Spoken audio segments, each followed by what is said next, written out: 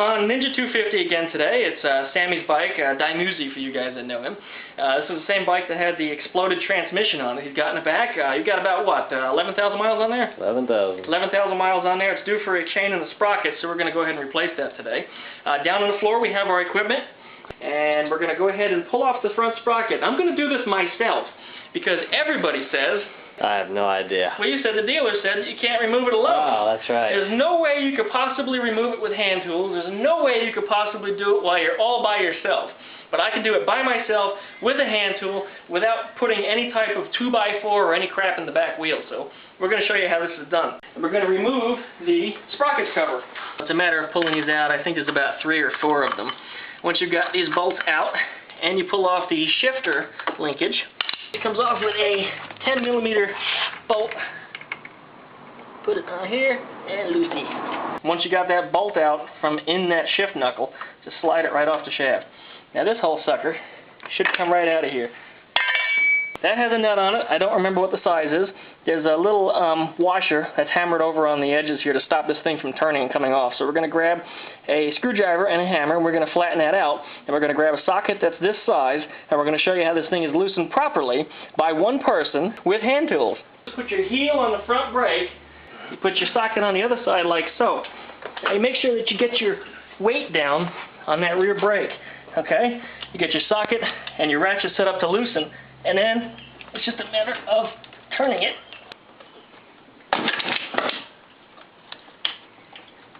Get it? I told you. Alright, we got a little problem here. This Ninja 250 has no master link on the chain. It was probably pressed together from factory and it was intended not to be removed. But we're going to go ahead and pull it off. I have a chain breaker here in my hand, so we're going to put that right onto the chain and push out a couple links, rip the chain off, and put the new one on. Ready? We're ready. Do it.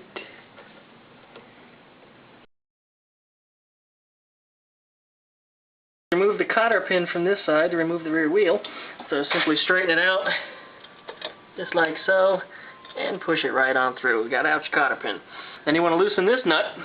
And you want to loosen the nut that's directly on the other side. Once you've got them loose, the whole wheel is going to want to pull off. Just pull the axle right on out the back wheel. So, let's grab some tools, and we're going to gank the wheel. Let's play a game, boys. Gank the wheel. There you go. Oh. That was not expected.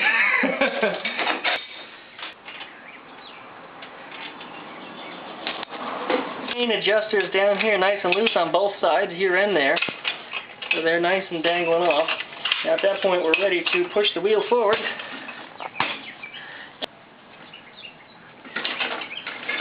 Ta-da! Alright, now you need to knock out the rear axle. Grab it, pull, out comes the wheel. Now all kinds of stuff is going to fall out. Everything from wheel spacers to brake calipers to wheel adjusters. So be sure that you pay attention to where all the parts came out of, because you're going to need to put them back later. Okay. Now that the rear wheel is off, we can pull out the front sprocket. And it's just really a matter of sliding this guy right off the shaft, and you can pull it right out of the chain, just like so. Ta-da! The rear sprocket's got to come off. The part that we're going to be replacing it with is actually smaller and lighter.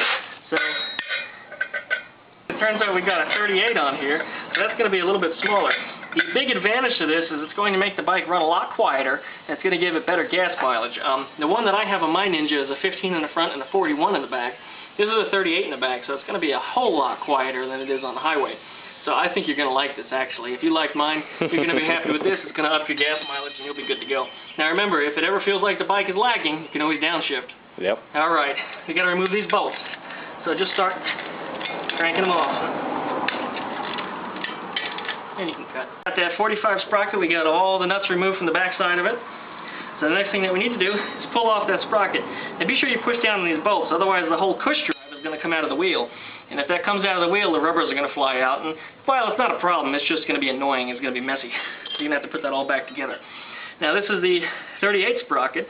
It's got print on one side, and I like to just put the print on the inside. It gives it that nice stealthy look. This way nobody will know that you're running a 38 rear sprocket.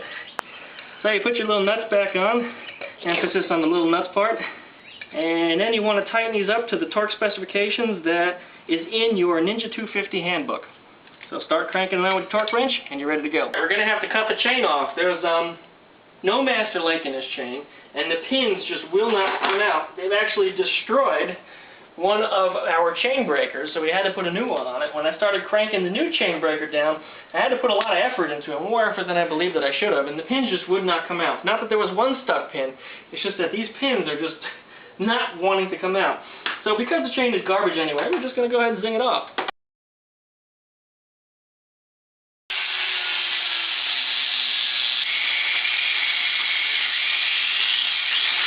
We got one cut chain, so it's just a matter of grabbing it from the end and pull it right out.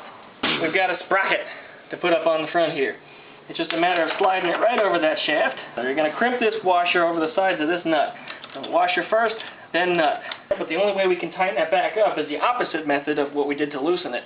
We'll have to get on that brake, we'll have to have the chain and the rear wheel on, and then we'll go ahead and crank that nut tight. You have their spacer inside the rear wheel. You also want to make sure you have the other spacer and the axle. You make sure you get your axle. You make sure you have your axle nut and washer. So you make sure you have both of those. You also want to make sure you've got your cotter pin. On this side over here, we have the brake caliper. And you're going to have to make sure that this gets in alignment with that wheel. And this is a real pain in the ass sometimes because there's a lot of little parts that are going to try to fall apart while you're doing this. So what I like to do is I like to put the caliper over the disc. We got the rear axle, which we're going to shove in the left side of the swing arm. And we're going to put just the tip of it in there, so that way it's in the place where it needs to be. Then you want to lift up the rear wheel. Get that rear wheel in place just like so. Push the axle through it. Got it somewhat centered. And then you want to make sure that you get the brake caliper to where it belongs. It's just a matter of swinging it on down.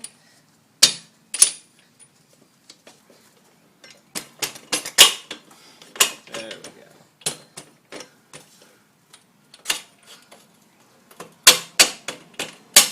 There it is. Put your cap on there, washer, and nut all over it. And push the wheel forward as far as it's going to go. Generally I like to start putting the chain on from the back sprocket because this one has a sprocket cover, a chain guard. So it's a little hard to go any other direction. So I feed it in through the back just like this. Get it around the front sprocket, up here, and continue to wrap it around. And up to the sprocket again. But we got your master link. This is an O-ring master link. It's already lubed up. I mean, it's got a lot of lube on it. So you want to put 2 O-rings down on the master link first. And then you're going to slide it right in from the back. And if you do that on the sprocket, everything is aligned nice and neat. So you got to take 2 more O-rings and put them on just like so. And now usually this is a real pain in the ass to put on because you have to compress those O-rings. So you put the outer link on, and then we're going to need a set of pliers to crush it all together. Oh, I think I got it. I think you did. Gotta push it down. If you can. Ow. Next thing we need to do is we need to tighten up the rear wheel. We need to make sure the wheel is on straight. And we need to make sure that the chain deflects by 0.8 to 1.2 inches. So the amount of chain flop that's in here is going to be about 1 inch. And it looks like it's pretty close right now, but we're going to snug that up a little bit because it still seems like it's just a little bit loose. We've got tensioners on the back here, nice and tight. There's one on each side. We made sure we got them tightened equally so that when we look down the length of the chain, I don't know if you can see it from there, but the chain is perfectly straight, or at least as straight as you can get it. The reason for that is because the cotter pin goes through that hole. So when you've got to tighten a spec, you continue to turn it until that hole lines up with one of those notches. But through that hole is where you're going to stuff your cotter pin. See it? Can you see light through it? And you want to tighten this up to specification. So make sure you tighten it to what the Ninja 250 manual says. Put the cotter pin right through that little hole. And then bend it around. and you're all set. Now you want to come around here and you want to check these guys just to make sure that they're nice and tight.